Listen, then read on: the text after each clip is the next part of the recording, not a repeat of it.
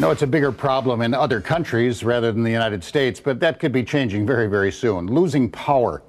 We keep hearing about power shortages, brownouts, and everything else. So more and more people are turning to the idea of having a standby generator available for them.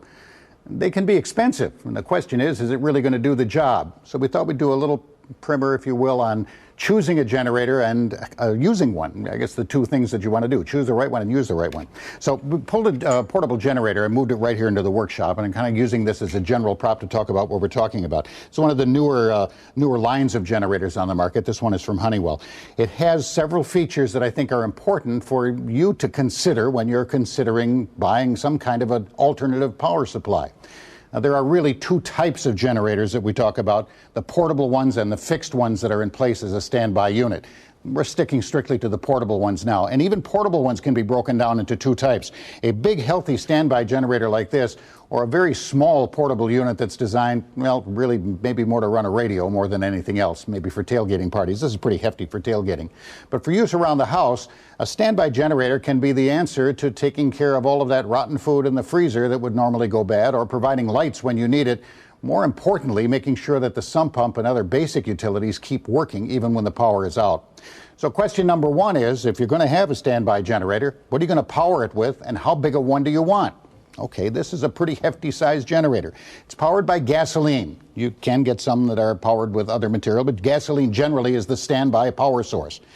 How big a generator do you need? Well, to answer that question, you have to determine exactly what you want to power with a standby generator. It's a question of current. For the most part, generators like this are going to supply the voltage that you need, either with a 120 or 240 voltage. But the question is, how much current supply do you really need? What these folks have done, and I think it's a nice, easy way to do this. You can do all the math if you want to and figure out the consumption that you need. But let me kneel down here and show you on the side of this box what they've done. They've got a whole bunch of icons that you can find on a website. And the icons correspond to the different things you may want to power. Once you go to the website, you'll be able to click on the icons and get a total of the power consumption that you need. Then you can literally determine what generator you need. This one is a 7,500 watt generator, 7.5 kilowatts. It will handle almost anything you need around the house. This will take care of your sump pump. It'll probably also, with a little effort, take care of a well pump for you, so you can still get a water supply if you're just careful about how you balance it out. The question of the size of the actual generator itself, the 7,500 watts or 7,400 watts, this is the operating power consumption or power provision for the generator. It will provide a continuous 7,500 watts. It will actually, at surge time, provide better than 9,000.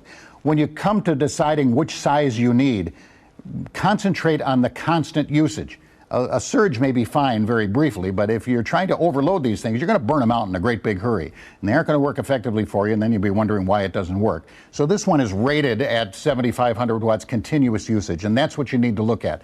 What the power consumption is that you need to run the things that you're going to operate.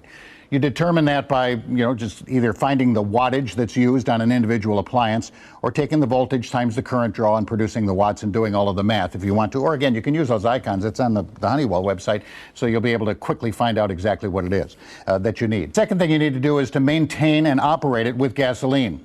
Here's another golden rule of thumb. Standby generators are, by their nature, standby. So if you keep the standby generator standing by, loaded with gasoline, ready to go, remember, gasoline can go bad in 30 days or even a little bit more.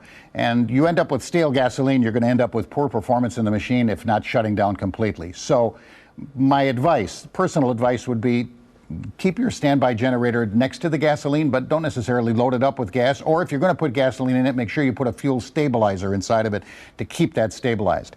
One of the nice features of this one is, you notice the yellow. Basically, it's red and a light gray with a little bit of black thrown in. But if you notice the yellow are the key points on here that you need to watch in order to get it running quickly.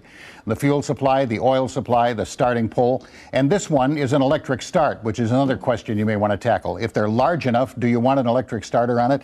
And do you want a battery to fire it up electrically? Do you have to keep a charge on the battery? It's a pile of questions.